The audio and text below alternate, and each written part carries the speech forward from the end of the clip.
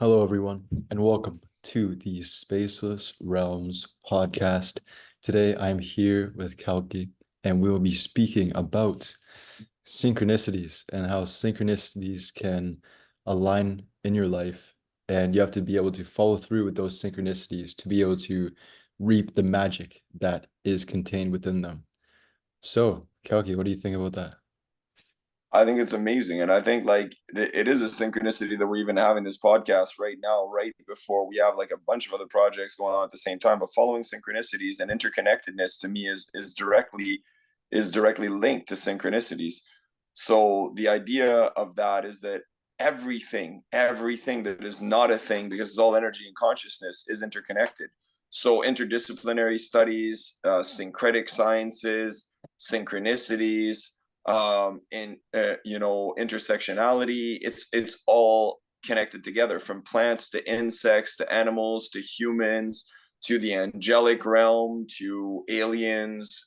Some people don't believe in aliens, by the way. It's like if you lived in an apple orchard your whole life and you think that apples are the only fruits that ever existed, how could humans be the only species in a cosmos that's infinitely expanding, with infinite solar systems and planets and infinite galaxies, and it's constantly expanding to be even bigger? So some people that don't believe in that, if you want to look at, like, what do you think if we are the evolutions of so-called apes? Some people won't believe that, some people will. But if we came from Homo, Australopithecus originally, if we came from, Homo habilis to Homo erectus to Homo sapiens sapiens, and the evolution of humanity in that sense, or, Fema noeticus, Fema sensorium, which is the evolution of womankind, and then non-binary oracles as well, to the genderless, the non-binary genders. If you look at all the evolutions that we've come through, we've quantum leaped in the last 50,000 years of evolution to a point where it's been obvious in many senses that, and that to me is a synchronicity that we've been talking about. This, by the way, none of this is prepared. We haven't rehearsed any of this as usual. This is always raw. This is always live. We came up with a subject at the last minute, but I think it's a wonderful synchronicity to even do it in that sense.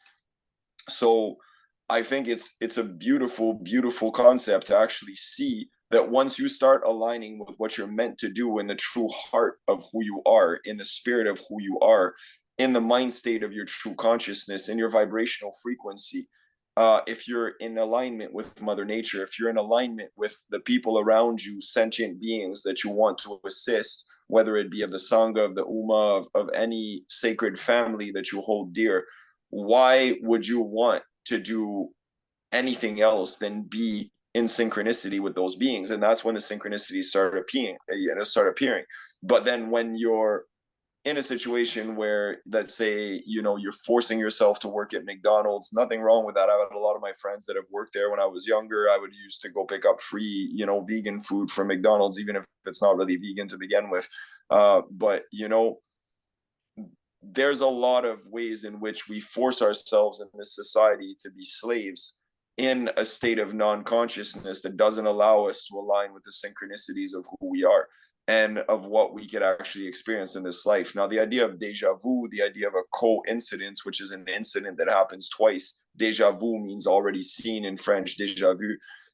So you've seen this in a past life. The synchronicities are alignments, the same way that our ancestral DNA is in synchronicity with who we are in the present, but then we can choose to epigenetically modify that and become who we truly are in the present by actually choosing the ancestors we choose to associate and align with, the same way that you can choose the music you listen to, the food you put in your body, the liquids you put in your body, the water, the medicines, the sacred shamanic medicines, the spices, everything else. Those are all realigning you with the true version of yourself that will allow you to be in synchronicity with everything. I was just walking along the road on the highway near my lodge today, and I was just going to pick up a pack of local beer, and I was picking up insects on the side of the road, and I was doing shokure, I was doing Reiki symbols on the dead insects on the side of the road and saying mantras and prayers for them to transcend to another realm.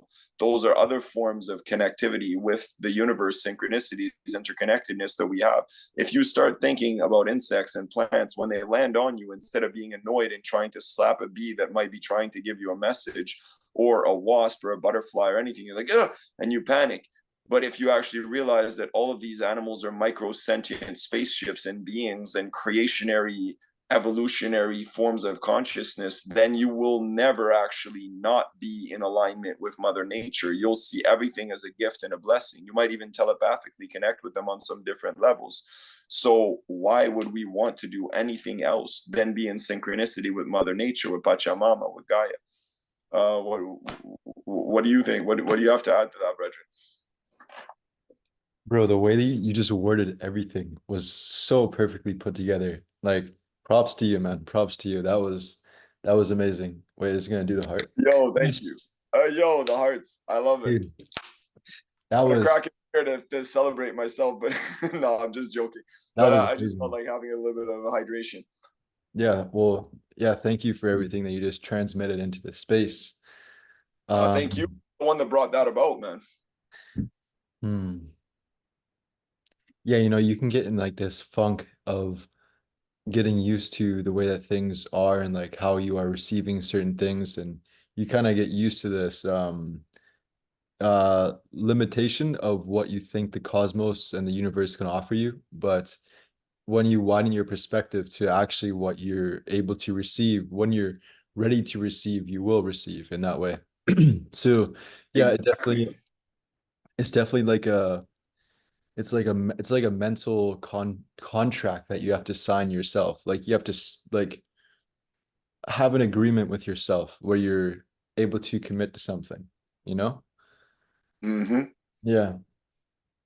Very funny because I had a dream last night actually where I had this dream that somebody was trying to make me sign a New World Order contract, and they were trying to give me a certain amount of money for the contract. And I started laughing at them and telling them, listen, you're not paying me nearly enough money for me to actually sign this contract. But it was in a dream, but I felt like I was getting tricked to go into society in my dream because they know they can't trick me in real life.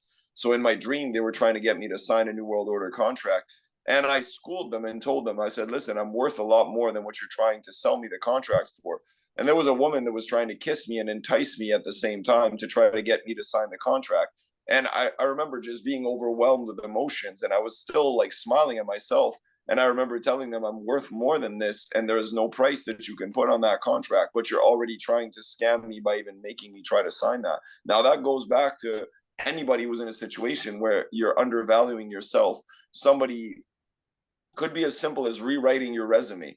It could be as simple as rewriting your true skills. Now, remember, your resume is up to you to define. You don't want to lie in there, but you can actually put yourself in the position and in the perspective that you want to put yourself in to actually value yourself more. If somebody tries to offer you minimum wage salary for something you know you deserve more for and you're more qualified than that, then tell them that.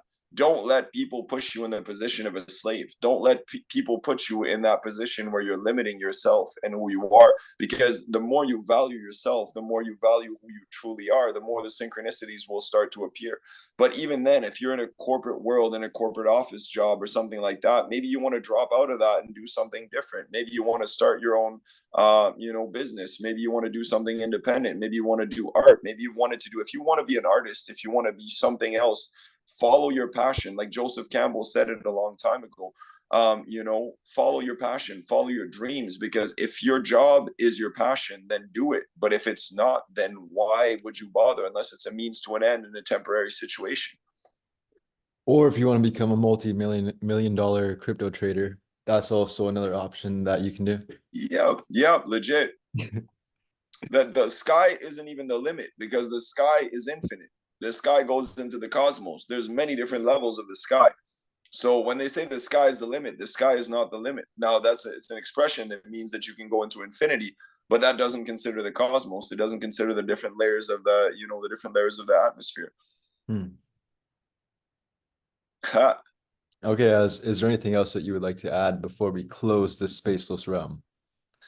I would want to say, very important to me, I would want to say to everyone in la kecha la kenum takuyo yasin kitska komim konoron kwai kenisten honsa. I would want to say I love you, and we're all interconnected to everyone, because very important to say that in indigenous traditional languages to me that are, so I've spoken that in in Mayan, in Mohawk, in Blackfoot, Gisasahetin, and Plains Cree. I think it's very important to actually express that in primordial languages, because that's what the true essence of the nature of non-binary reality and synchronicity is. If we're speaking in a language that we've been colonized with, that's one of the reasons why we define our reality in limited perspectives. So I'm not saying you should automatically, start learning every indigenous language on the face of the planet, but learn some words, learn something about the culture, the land that you stand on. Please go and, explore the reserves around where you live, explore the people around you, learn from different cultures, and try to expand your horizon, because traveling and learning from other cultures is really one of the best forms of education we can have. Yeah. Well, I close the spaceless realm. Let's close it up for now. Yeah, you give me so much love today, man. Thank you. You're giving it to everyone. That's the way it is, man. Yo, I give much love to everyone. Honestly, like that's Koishtara, Aishtara, je vous aime tous et toutes. I love everybody out there who's a sentient being. Like, and if you're non-sentient, you wouldn't be listening to this. So it's pretty simple. I love all of you. We actually do. This is not a trick. It's not to try to make money. We really do love you and we care about you. And please hit us up anytime. Talk about anything. We're always there. Much love. Peace out. Peace.